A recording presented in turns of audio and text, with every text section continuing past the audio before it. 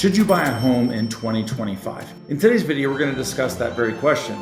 Should you buy right now, given the state of the economy, where interest rates are, lack of inventory, and just kind of the unknown what's happening in the real estate market. If you're new here, my name is Rick Elmendorf. I'm a mortgage loan officer with Rate, and I've been in the mortgage business over 30 years. Yes, I'm dating myself. You can tell by the haircut. But today's topic really is on the hearts of a lot of people is, should I buy a home in 2025? And that's what we're going to discuss today. However, I wanted to address one thing as it pertains to should I buy a home in 2025? And that's really the question of, am I really getting a good deal? And this is a really interesting topic because, you have a lot of home sellers that may have bought in 2022. Maybe in certain markets, you've had some declines, and that's very common. And since that, mortgage rates have gone up so much, we've had, either a flat market or even a small decline. Nothing drastic, but still you've had that. But you have home sellers that obviously are factoring in real estate agent commissions, cost to sell.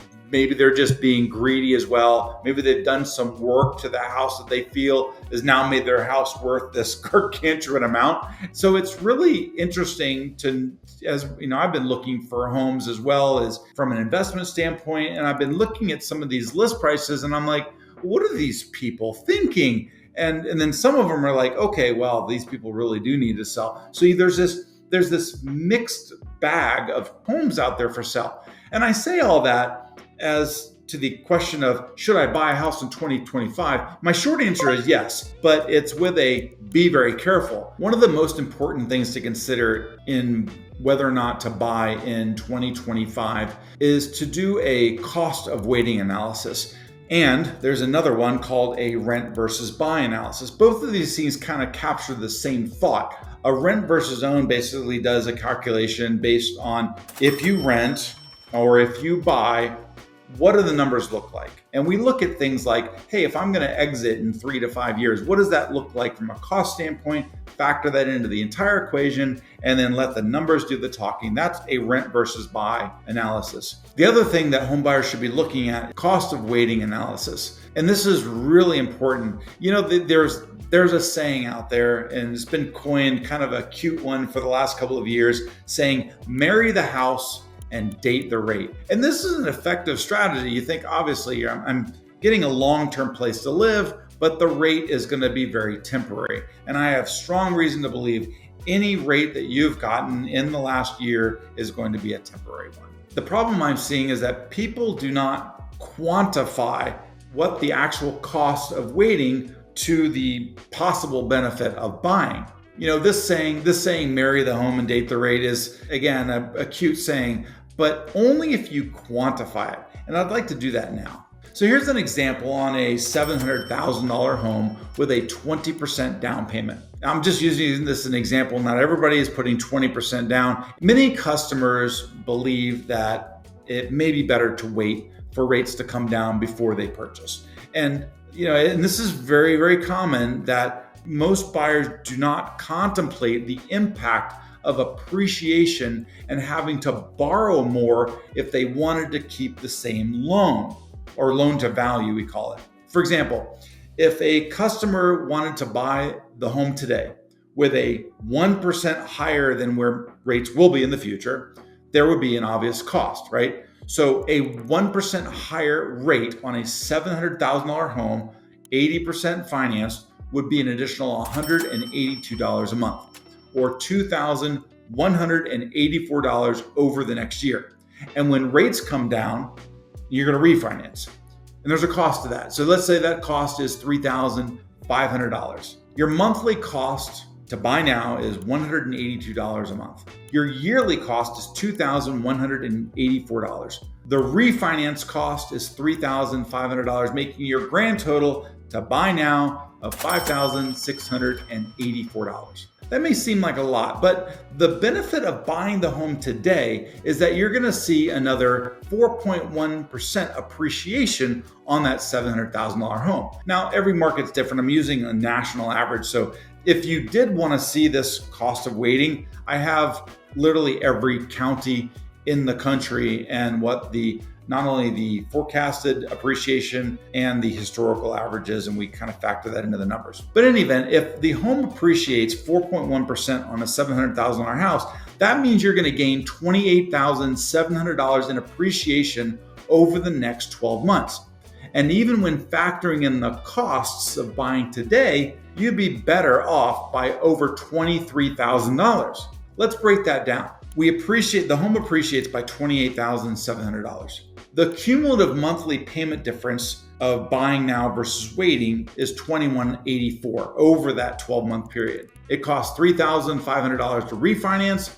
Your total benefit is exactly $23,016. It's very important to have a professional on your side, and do not try to go in it alone thinking that you're just going to be able to negotiate the best deal of your life. There is data and built things that real estate agents have that you as a consumer just do not have. I mean, Zillow is not enough. Looking at sales on Zillow ain't going to cut it. So I'll just leave that out there. But yes, 2025 is going to be a great year for real estate, for the home buyer. And I don't think until maybe later in the year, we're going to start seeing it to shift to being that seller's market. It's been a very challenging time in both mortgage and real estate. In fact, interest rates had declined to 6% or just below that not too long ago.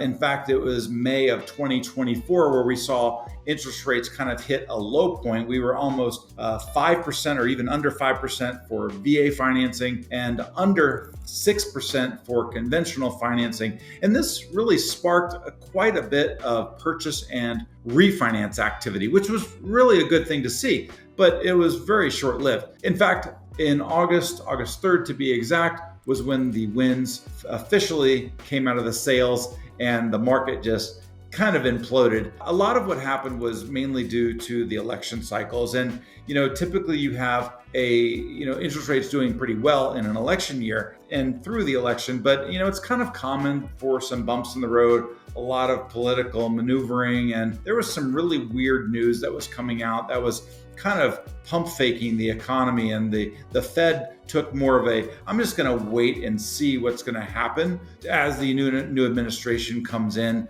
And that's kind of where we are. One thing we do know is that when rates do come back down into the low sixes or even below, I believe personally we're going to see interest rates a full % lower than they are right now. It's going to unlock a lot of buyers, and we're going to have that vibrant housing market again with a lot of demand. And demand is really what it's all about. It's what drives real estate. If there's more demand, then home prices are going to go up. Home sellers are going to be like, hey, I can actually sell my house now. Let's go ahead and put it on the market. And then you have this kind of game back and forth. But let's look at what's happened. Back in October, like I mentioned, October 3rd, since early October, rates have shot back up around 7%. In fact, the average rate today is hovering right around 6.8% for a typical 30-year conventional fixed rate mortgage. VA rates are quite a bit lower. Sidebar, if you ever want to check rates 24/7, I put them on my website. You can check it out. I'll put a link in the description below. Since October of 2024, we've seen interest rates tick up to about that 7% range. Many of the buyers out there, as well as the real estate agents, funny enough, has been waiting for mortgage rates to come back down before purchasing. And I kind of always think that that's an interesting mindset to have. And in fact, I've been encouraging buyers to have more of a contrarian mindset. And even though it may seem like a horrible time to buy, it actually can be to your benefit. Sir John Templeton famously said, "The time of maximum pessimism is the best time to buy, and the time of maximum optimism is the best time to sell." Think about it. When rates are higher, there's less competition. And additionally, during the time of year that we're in now, this is New Year's Eve 2024, as we look into 2025, there's not a lot of whole activity. In fact, we see home prices tend to have all these cuts to them as people that are listing their homes this time of year they're fairly motivated at whatnot. And typically you can get a better deal on a house during these times. With that said, when rates do come back down next year,